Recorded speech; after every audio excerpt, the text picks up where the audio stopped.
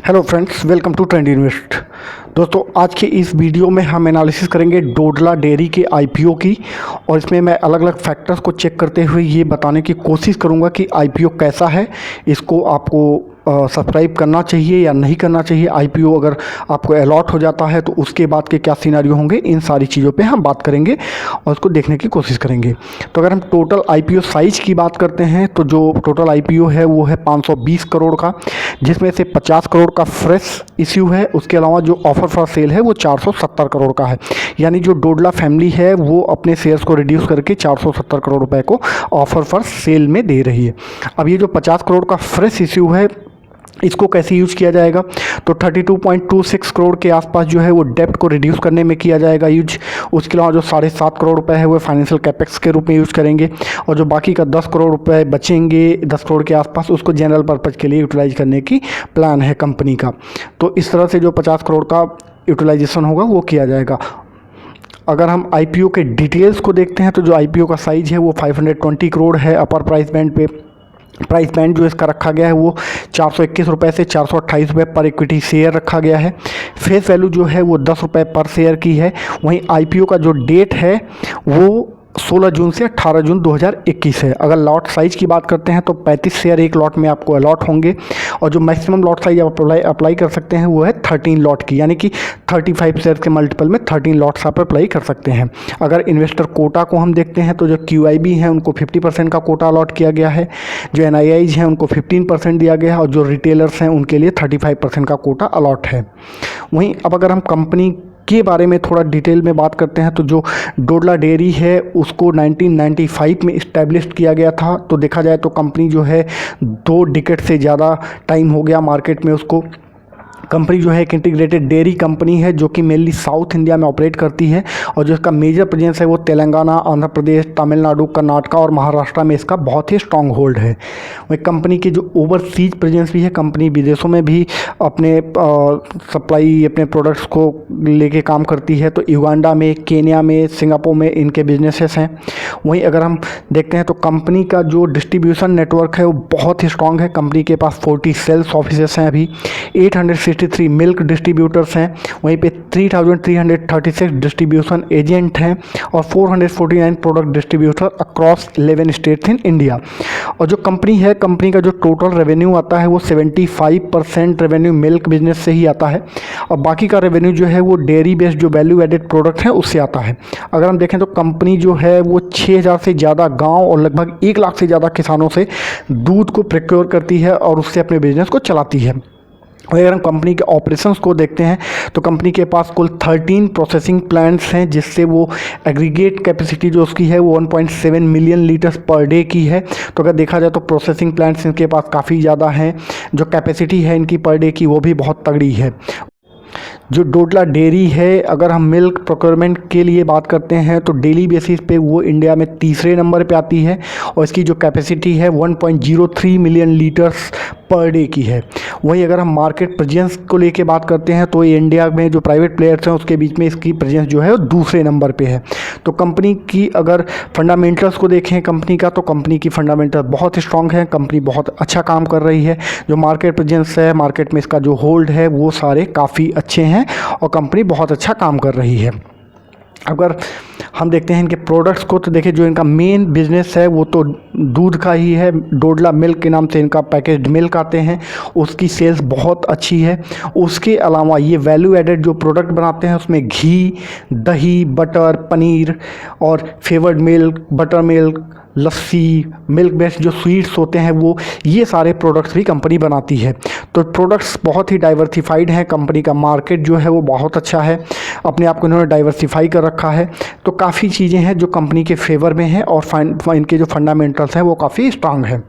वहीं अगर कंपनी के हम सब्सिडरीज की बात करते हैं तो डोडला होल्डिंग के नाम से इनकी सिंगापुर में सब्सिडरी है जो कि 100% होल्डिंग ये रखते हैं। उसके बाद लेक साइड डेयरी लिमिटेड है जो युगांडा में है, उसमें भी इनकी 100% होल्डिंग है। डोडला डेयरी केन्या लिमिटेड के नाम से केन्या में इनकी कंपनी चलती है जिसमें इनकी 99.9% की होल्डिंग है। उसके अलावा ऑर्गा फूड प्राइवेट लिमिटेड है जिसमें इनकी 99.99% की होल्डिंग है, और वो इंडिया में है। तो इन्होंने काफ़ी अच्छी सब्सिडरीज भी बना रखी हैं और उसके थ्रू इनके जो बिज़नेस है वो काफ़ी अच्छे से ग्रो कर रहे हैं। अगर हम पीयर्स एनालिसिस इनके देखते हैं तो देखिए जो डोडला डेयरी लिमिटेड है उसका जो प्रॉफिट है अभी वो 49.87 पे है, उसके अलावा EPS 8.96 पे स्टैंड करता है और रिटर्न ऑन नेट वर्थ जो है वो 11.5% पे है। अब अगर हम इसके जो और कंपनीज है उससे हम कंपेयर करते हैं तो हटसन एग्रो प्रोडक्ट है वो 112 करोड़ के आसपास उनका प्रॉफिट स्टैंड करता है। पी बहुत ही हाई है उसका 123 पे है। EPS 6.94 है यानी EPS अर्निंग पर शेयर बहुत ही कम है और वहीं रिटर्न ऑन नेटवर्थ जो है उनका 12.41% है। हेरिटेज फूड्स को आप देखिए तो वो अभी लॉस में चल रही है, EPS उनका निगेटिव है और रिटर्न ऑन नेटवर्थ भी निगेटिव है। वहीं पराग मिल्क से अगर हम कंपेयर करते हैं तो उनका जो प्रॉफिट है 93.69 है, बट अगर हम पी को देखते हैं तो पी भी काफ़ी हाई है और EPS 11.14 पे है जो कि ठीक ठाक है। अब अगर हम देखते हैं जो डोडला डेयरी है इस समय वो मिल्क प्रोक्योरमेंट के मामले में 3rd नंबर पे है। तो अगर हम हटसन एग्रो और हेरिटेज फूड से कंपेयर करते हैं तो ये दोनों इससे थोड़े आगे हैं। वहीं अगर हम FY20 में रिटर्न ऑन नेटवर्थ पे कंपेयर करेंगे तो पराग मिल्क से इसने अच्छा रिटर्न दिया है डोडला डेयरी ने, और डोडला डेयरी के जो फाइनेंशियल हैं वो भी काफ़ी अच्छे हैं। तो कहीं ना कहीं डोडला डेयरी जो है वो एक अच्छी कंपनी देखकर आ रही है कि कंपनी का जो और भी चीज़ें हैं, फंडामेंटल्स हो गए या बाकी कंपैरिजन है, वो अभी तक ठीक लग रहे हैं। अगर हम कंपनी के जो फाइनेंशियल्स हैं उस पर हम बात करेंगे तो कंपनी का देखिए जो रेवेन्यू फ्रॉम ऑपरेशन है FY18 में वो 1590 करोड़ पे था, FY19 में बढ़ के 1692 करोड़ पे पहुंचा। वहीं FY20 में ये 2139 करोड़ पे हुआ। वहीं अप्रैल टू दिसंबर का जो क्वार्टर रहा है अभी FY21 में वो 1414 करोड़ पे है। वहीं अगर हम EBITDA को देखते हैं तो FY18 में 112 करोड़ के आसपास था, FY19 में 134 करोड़, FY20 में 141 करोड़ और अप्रैल टू दिसंबर में 207 करोड़ पे। वहीं परसेंटेज वाइज अगर हम देखते हैं तो 7.7% पे रहा, FY18 में 8%, FY19 और FY20 में 7%। वहीं अप्रैल टू दिसंबर में वो बढ़ के 14.6% हो गया। नेट प्रॉफिट को देखते हैं तो नेट प्रॉफिट भी इनका कंटिन्यूस इंक्रीज हो रहा है। FY18 में 56 करोड़, FY19 में 63 करोड़, FY20 में 50 करोड़ और अप्रैल टू दिसंबर क्वार्टर में जो हुआ वो 116 करोड़ रुपये है। तो EPS भी देखिए इनके कंटिन्यू ग्रो कर रहे हैं। 18 में 10.21 का था, 19 में 11.27 हुआ और FY20 में 8.96 और अभी बढ़ के 20.91 हो गया। याद रखिए कि जो ये अप्रैल टू दिसंबर 20 का है इसको EPS और रिटर्न ऑन नेटवर्थ को एनुलाइज नहीं किया गया है, तो इसलिए ये थोड़े ज़्यादा दिख रहे हैं। वहीं अगर हम देखते हैं तो जो फाइनेंशियल नंबर में और हम अगर कुछ चीज़ें देखें तो जो इनका रेवेन्यू फ्रॉम ऑपरेशन था वो 15.98% के CAGR पे ग्रोथ किया है फ्रॉम FY18 टू FY20 और जो अभी स्टैंड करता है वो 2139 करोड़ पे स्टैंड कर रहा है। वहीं अगर हम पैट की बात करते हैं तो जो इनका पैट था प्रॉफिट आफ्टर टैक्स वो 6% एनुअली से गिरा है FY18 और से FY20 में। वहीं जो डोडला डेयरी के जो परफॉर्मेंस है उसने बहुत ही अच्छी परफॉर्मेंस दी एक्चुअली, और अप्रैल टू दिसंबर का पीरियड जो हुआ इनके लिए बहुत ही एक्सेप्शनल रहा है। यहाँ पे जो इनके प्रॉफिट्स हैं उसमें बहुत ही बेहतरीन इंक्रीज देखा गया, बहुत ड्रास्टिक इंक्रीज देखने को मिला है और कंपनी ने जो टोटल रेवेन्यू यहाँ पे प्रेजेंट किया है वो 1414 करोड़ रुपए का रेवेन्यू दिया है और उसके अलावा जो नेट प्रॉफिट है इनका वो 116 करोड़ रुपए का इन्होंने दिखाया है अभी अप्रैल टू दिसंबर वाले क्वार्टर में। वहीं जो EBITDA है वो भी बहुत ही अच्छी इंक्रीमेंट दिखाया उसने इस पीरियड में, जो कि 12% के CAGR पे बढ़ा है और अभी 140 करोड़ पे स्टैंड करता है। तो अप्रैल टू दिसंबर का जो क्वार्टर रहा है वो बहुत ही अच्छा रहा इनको। और अगर परसेंटेज वाइज हम EBITDA को देखते हैं तो 14.6% पे है, जो कि लास्ट ईयर FY20 से वो बढ़ के 6.6% से ग्रो की 6.6% से बढ़ के 14.6% पे हुआ। तो जिनके फाइनेंशियल नंबर्स हैं वो काफ़ी स्ट्रॉन्ग हैं और वो कहीं ना कहीं कंपनी के एक फेवर में जाते हैं कि कंपनी के जो न केवल फंडामेंटल्स बल्कि जो फाइनेंशियल नंबर्स हैं वो भी स्ट्रॉन्ग बने हुए हैं। वहीं अगर हम कंपनी के जो की स्ट्रेंथ है अगर हम उसको बात करते हैं तो देखिए कंपनी का जो रेवेन्यू है वो मेनली मिल्क से जनरेट होता है और जो इनके वैल्यू एडेड प्रोडक्ट्स हैं उससे इनके 25% के आसपास रेवेन्यू आती है। तो जो इनका रेवेन्यू है वो बहुत ही अच्छा एक पॉइंट बना हुआ है कि इन्होंने अपने आप को डाइवर्सिफाई कर रखा है और वहाँ से ये रेवेन्यू जनरेट करते हैं। अब एक चीज़ इसमें जो देखने वाली बात है कि जो रेवेन्यू है वो मिल्क से ज़्यादा आता है, क्योंकि उससे क्या होता है कि इनका प्रॉफिट अच्छा हो जाता है। अगर हम जो वैल्यू एडेड प्रोडक्ट्स हैं उसको हम देखते हैं तो वैल्यू एडेड प्रोडक्ट में जो होता है वो मार्जिन बहुत ज़्यादा लगता है, कैपिटल इन्वेस्टमेंट भी ज़्यादा होती है, तो इस वजह से मार्जिन रिड्यूस होता है। तो कहीं ना कहीं मिल्क से जो इनका रेवेन्यू आ रहा है वो इनके लिए प्रॉफिटेबल है। वहीं जो अगर डोडा डेयरी है उसके हम डिस्ट्रीब्यूशन नेटवर्क को देखते हैं तो इनका जो डिस्ट्रीब्यूशन नेटवर्क है, मार्केटिंग चैनल है, वो बहुत ही स्ट्रॉन्ग है। कंपनी के पास इस समय करीब करीब 40 सेल्स ऑफिसेस हैं, 3285 डिस्ट्रीब्यूशन एजेंट्स हैं, 861 मिल्क डिस्ट्रीब्यूटर, वहीं पे 544 मिल्क प्रोडक्ट डिस्ट्रीब्यूटर भी हैं। कंपनी के पास अपने फ्रेंचाइज मॉडल भी हैं जो कि डोडला रिटेल पार्लर के नाम से इनके प्रोडक्ट्स को बेचते हैं।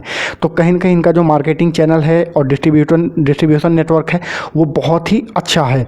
वहीं अगर हम देखते हैं कि जो इनकी परफॉर्मेंस है, फाइनेंशियल परफॉर्मेंस, अभी मैंने आपको बताया कि फाइनेंशियल परफॉर्मेंस की बहुत ही अच्छी है, और जो अभी इनका जो परफॉर्मेंस है, जो रेवेन्यू जनरेशन है वो बहुत अच्छा है। 14.1% के एनुअल रेट पे ये ग्रो कर रहे हैं। FY17 से अगर हम देखते हैं तो FY20 तक इन्होंने 14.1% के ग्रोथ रेट पे अपने आप को ग्रो किया है।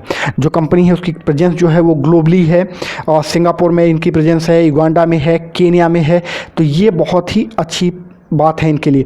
इसके अलावा जैसे मैंने बताया कि इंडिया में अगर हम मिल्क प्रोक्योरमेंट के लिए देखते हैं तो कंपनी जो है वो 3rd नंबर पे आती है।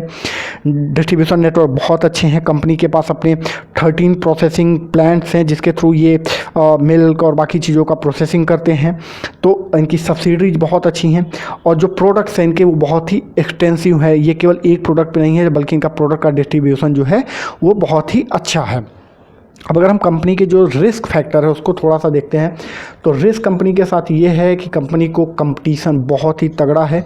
अभी देखिए मार्केट में क्या है कि बहुत सारे कॉरपोरेट सोसाइटीज़ हैं, और उसके अलावा जो अनऑर्गेनाइज्ड प्लेयर्स हैं, बाकी प्राइवेट प्लेयर्स भी हैं, कोऑपरेटिव सोसाइटीज़ हैं, ये सारे इनको बहुत ही तगड़ा कंपटीशन देंगे, क्योंकि जो ये सारी सोसाइटीज़ हैं इनको गवर्नमेंट की तरफ से ग्रांट भी मिलती है, गवर्नमेंट इनको हेल्प भी करती है, और उनका जो डिस्ट्रीब्यूशन नेटवर्क है या उनको जो दूध हो गया या और भी बाकी प्रोडक्ट्स हैं उसका उनका जो चैनल है वो बहुत ही अलग है।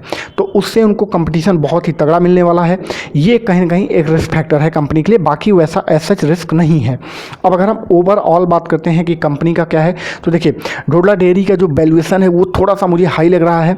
तो जो भी इन्वेस्टर्स इसमें आना चाहते हैं, और इसमें जो मेरा कंक्लूजन रिमार्क होगा वो यही होगा कि आप आईपीओ के लिए बिल्कुल अप्लाई करिए, और आईपीओ अप्लाई करने के बाद आपको अगर आईपीओ अलॉट होता है तो आपको जो लिस्टिंग गेन है वो तो ज़रूर मिलेगा। जहाँ तक मुझे लगता है कि 25 to 30% या 35% के आसपास आपको लिस्टिंग गेन मिलना चाहिए। और एक चीज़ ध्यान रखिए कि अगर आप केवल लिस्टिंग गेन के लिए लेते हैं तो आप लिस्टिंग के बाद प्रॉफिट मिलता है तो आप उससे ज़रूर अपना एग्जिट करिए।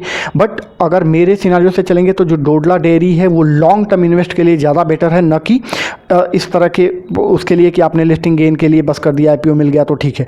बट अगर आप ये, मैं आपके ऊपर छोड़ता हूँ कि आप इसको लॉन्ग टर्म में लेना चाहते हैं या फिर लिस्टिंग गेन लेके निकलना चाहते हैं, बट लिस्टिंग गेन तो आपको ज़रूर मिलेगा। बट मेरी जो पर्सनल इस पर टेक है वो ये है कि डोडला डेयरी लॉन्ग टर्म के लिए बहुत ही अच्छा इन्वेस्टमेंट है। तो आप इस पर भी सोच सकते हैं कि आप चाहें तो इसको लॉन्ग टर्म के लिए रख सकते हैं।